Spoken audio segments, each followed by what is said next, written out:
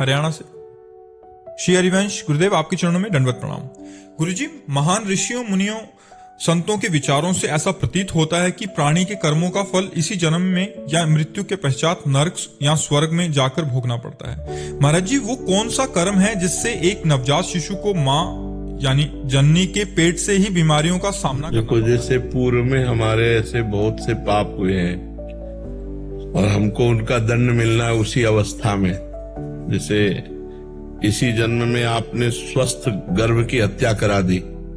भ्रूण हत्या कोई ऐसी बिरली माँ हो जो ना करवाए, बिरली ही कोई माँ होगी जो ना करवाए, नहीं तो गर्भ हत्या भ्रूण हत्या प्राय बहुत सफलतापूर्वक कराया जा रहा है, नहीं कराया जा रहा।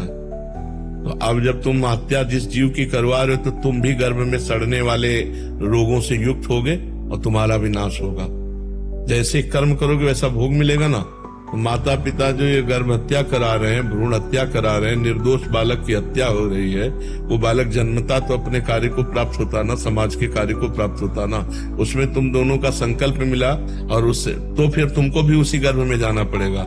और उस गर्भ में अगर वो हत्या करने वाले नहीं हुए तो कर्म तुम्हारा ऐसा निकृष्ट होगा कि तुम हत्या के बराबर ही रोज कष्ट भोगोगे, जन्म लेकर के भी और या गर्भ में ही जितने दिन रहे। तो उतने दिन में ऐसे डॉक्टरों से चेक करवाया, बोले अमुक जगह अमुक अंग अमुक, या गर्भ से ही अपंग नेत्रहीन कई तरह के कष्ट युक्त प्रकट। ये गर्भस्थ शिशु को आपने दंड दिया तो उसीलिए गर्भस्थ होकर के आपको दंड भोगना। बोले अभी तो बच्चा पैदा हुआ, 500 शुगर है, ये है, वो कष्ट है, वो कष्ट है। ऐसे कितने बच्चे होते पैदा होते ही कैंसर हो गया है उनको, कितने कष्ट होते हैं, वो सब दंड होता है। अब अपने लोग कर्मों को तो जानते नहीं ना। अब जीव तो अविनाशी है, अविनाशी शरीर के द्वारा पाप कर्म किए तो जो जो शरीर मिलेगा उसमें उसको उसी अवस्था के अनुसार उसको दंड मिलेगा, उसी अवस्था के अनुसार दंड मिलेगा। तो कर्म तो भोगना पड़ेगा, जिस समय जैसा तुमने किया उसी का अधिक मात्रा में फल भोगना पड़ेगा। अब जैसे मांडव्य ऋषि का आता है, आपने सुना होगा चरित्र, मांडव्य ऋषि एक हुए हैं। तो बचपन में एक तितली होती ना, उसकी गुदा में बंबूल का कांटा डाल के खेल खेल में छोड़ दिया, ऐसे वो तड़प कर मरी थी।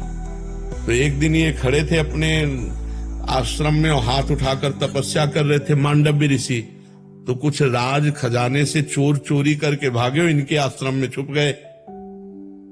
राज कर्मचारियों ने जब पकड़ा तो माल सहित चोर इन्हीं के आश्रम में मिले और ये ध्यानस्थ ऐसे खड़े थे, इनको भी उठा लिया कि नाटक कर रहा है बाबा जी भजन का और चोरों को साथ रखता है।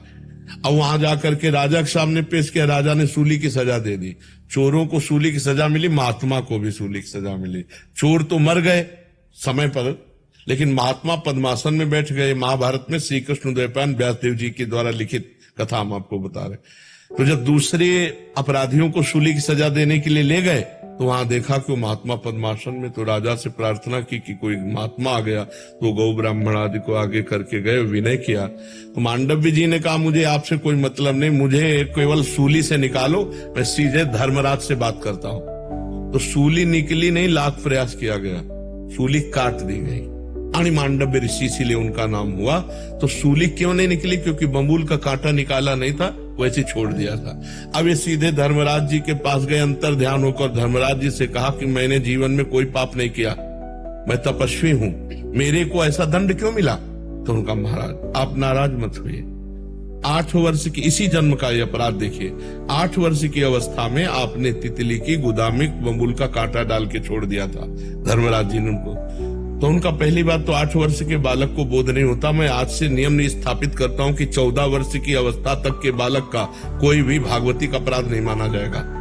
अगर 14 वर्ष की अवस्था के पहले कोई पाप किए हैं तो उसको अदंडनीय माना जाएगा, दंडनीय अपराध नहीं माना जाएगा। आज भी वो शास्त्रीय पद्धति लागू है और तुमने सही निर्णय नहीं किया, इसलिए मैं तुम्हें साफ देता हूं कि 100 वर्ष तक मृत्यु लोक में जाओ। तो वही विदुर जी के रूप में धर्मराज जी आए। तो आज भी मांडव्य ऋषि की गुदा में घुसी हुई है सूली, यानी मांडव्य ऋषि उन्हें कहते हैं। तो भाई भीष्म पितामह जी 6 महीना बाणों की सैया पेरे, बाल ब्रह्मचारी, मान तपस्वी, भजला लल्दी। तो बड़े बड़ों को अपने कर्म का फल भोगना पड़ता है और जिस अवस्था में जो कर्म किए जाते हैं उन अवस्था का फिर दंड हमें मिलता है। और भगवान बड़े कृपालु हैं, ये जन्म दंड भोगने के लिए केवल नहीं है, हाँ, भगवान का नाम जप करके हम संसार से मुक्त हो जाएं, हम भगवान के चरणों के प्रेमी भक्त बन जाएं, इसलिए है। तो हम कर्म परंपरा को नष्ट करने के लिए आए, भोगने के लिए केवल नहीं आए। इसलिए खूब नाम जप करो, राम कृष्ण हरि, जो प्रिय लगे भगवान का नाम, और हम भगवान को प्राप्त हो जाएं। भगवान के नाम में इतनी सामर्थ्य है जो हमारे सारे कर्मों को भस्म कर दे।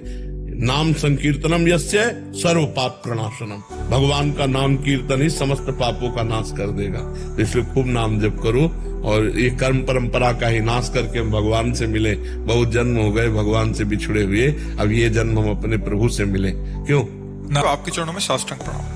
गुरुदेव, अभी पिछले साल फौज से सेवानिवृत्त लेकर आया हूँ। सोचा था अब आराम से सुबह सो के उठूंगा और अपनी जिंदगी मौत से जीऊंगा, पर 6-7 महीने पहले आपकी गिरफ्त में आ गया और आपको अपना गुरु मान लिया। आपकी कृपा से श्री जी के चरणों की तरफ बढ़ने की कोशिश कर रहा हूँ, पर अभी अंदर बहुत कमियां देख रहा हूँ। अभी गुरुदेव, मन में बहुत डर लग गया है कि जल्दी से कमियां दूर नहीं हुई तो क्या होगा, कैसे होगा।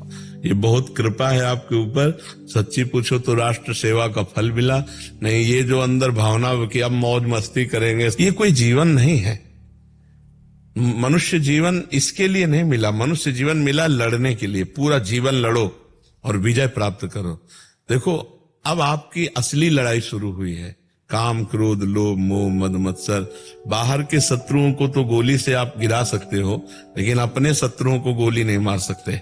काम को, क्रोध को, लोभ को, मोह को, इच्छाओं को आप अपने नहीं मार, और इच्छाओं को नहीं मारा तो उनके गुलाम हो कि नहीं, विचार करो। अभी आप स्वतंत्र नहीं हुए। स्वतंत्र तब माने जाओगे जब काम, क्रोध, लोभ, मोह, मद, मत्सर इनको रौंद डालो, इंद्रियां, मन तुम्हारे अधीन हो, तब तुम स्वतंत्र हुए। तब आप स्वतंत्र, अपने इस देश के स्वतंत्र, अभी स्वतंत्र नहीं इस देश के, इस देश के गुलाम हो आप। मन के गुलाम, इंद्रियों के गुलाम, काम के गुलाम, क्रोध के गुलाम, लोभ के गुलाम, मोह के, अहंकार के गुलाम है कि नहीं। आप देखो, विचार कर। इससे जब तक हम मुक्त नहीं होंगे तब तक मानव देह का लक्ष्य हम नहीं प्राप्त कर पाए। इसलिए बड़े भाग्यशाली हो जो सत्संग सुनने को मिला। आप खूब नाम जप करो, और दूसरी बात, डरो मत। थोड़ा डरना तो अच्छा है, पर ज्यादा डर जाने में फिर घबराहट में साधना भी नहीं होगी। अगर हम अभी राधा बोल रहे हैं और अभी हमारे प्राण निकल गए तो अभी भगवत प्राप्ति हो जाएगी। हम कमजोर हैं, हमारे अंदर सारे विकार हैं, पर अभी हम राधा राधा राधा बोल रहे हैं तो उसको भगवत प्राप्ति हो जाएगी। जैसे घोर वैश्यागामी व्यभिचारी था ना अजामिल, और अपने पुत्र को पुकारा नारायण, वो अंतिम समय था तो भगवत प्राप्ति हो गई ना। तो इसीलिए हम कहते हैं हर समय राधा राधा राधा राधा कहो। तो जिस समय आपका प्राण छूटेगा, अगर राधा निकल गया तो भगवत प्राप्ति हो गई। तो आप चिंता मत करो, और नाम जप करोगे तो आप धीरे धीरे ठीक होते चले जाओगे, अंदर से ठीक होते चले जाओगे। और कै बजे उठते हो सुबह? कभी जल्दी उठ जाता हूँ गुरुदेव, कभी थोड़ा सा नहीं, वैसे कै बजे लगभग? कभी 4 बजे भी उठ जाता हूँ, कभी 5 बजे, कभी 7 बजे। नहीं, उसे एक नियम बना लो। आज हमसे मिलन हुआ है तो एक नियम बना लो, अलार्म लगा लो घंटी का, 4 बजे उठ जाया करो। आप 4 बजे उठते हो, हम 12 बजे उठते हैं, और 8 बजे शयन करते हैं। 8 बजे शयन करते हैं, 9, 10, 11, 12 से 1 बजे तक बैठना, और इसके बाद फिर शौच स्नान, और 2 बजे रोड पे आ जाना। और अभी देखो हमारी ड्यूटी चल रही, ये 9:30, 10 बजे तक ड्यूटी चलेगी हमारी, फिर जाके कुछ प्रसाद पाना। तो आपको तो शरीर स्वस्थ है भगवान ने दिया। तो अगर आप 10 बजे सो जाओ, 11, 12, 1, 2, 3, 4, 6 घंटे होते हैं। 6 घंटे बहुत सोना होता है। क्यों? 4 बजे का नियम ले लो, और इसके बाद जो है बैठकर भजन की मत सोचो, टहलते हुए भजन नहीं, सो जाओगे। फिर बैठकर भजन में तो घड़ी में देखो 6 बज गए, 7 बज गए, ऐसे होता है। अभ्यास नहीं है ना, तो जहां बढ़िया आप चद्दर ओढ़ करके जहां ऐसे बैठे ना, तो बैठे बैठे सो जाओगे। तो टहले, थोड़ा व्यायाम करे, थोड़ा वैसे व्यायाम करना चाहिए। करते तो नहीं हो आप? नहीं कर रहे। आप फिर ये शरीर बेकार हो जाएगा। अब जैसे आपका शरीर जो है ना, इसको व्यायाम की जरूरत है, तो थोड़ा थोड़ा अभ्यास कीजिए, और 2-4 किलोमीटर दौड़िए। आप आर्मी में रहे, अगर दौड़ भाग नहीं करेंगे तो आपका शरीर गड़बड़ हो जाएगा। आप अपनी वही फौज वाली सिस्टम रखिए शरीर के लिए। 2-4 किलोमीटर तो दौड़िए सुबह, आप देखिए फिर कैसा, जब शरीर स्वस्थ रहेगा ना, ताजी हवा, तो भजन में भी मन लगेगा। और सत्संग सुनिए और हर समय नाम जप का अभ्यास। जब दौड़ रहे हैं तो उस समय भी अंदर राधा राधा राधा राधा राधा राधा राधा। ठीक है, ठाकुर जी घर में विराजमान है कि नहीं? हाँ, तो उनकी सेवा कीजिए, समय समय पर उनको भोग लगाइए, उनकी आरती कीजिए, उनको पद सुनाइए, उनको भागवत सुनाइए, रामायण सुनाइए। सुनाते हो कुछ?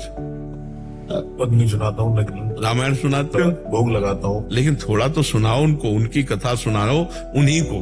तो जैसे राजा महाराजा के सामने उसका जस गावे ना, तो वो प्रसन्न होकर के, तो ऐसे वो प्रसन्न हो जाएंगे हम पर उनका यश सुनाए।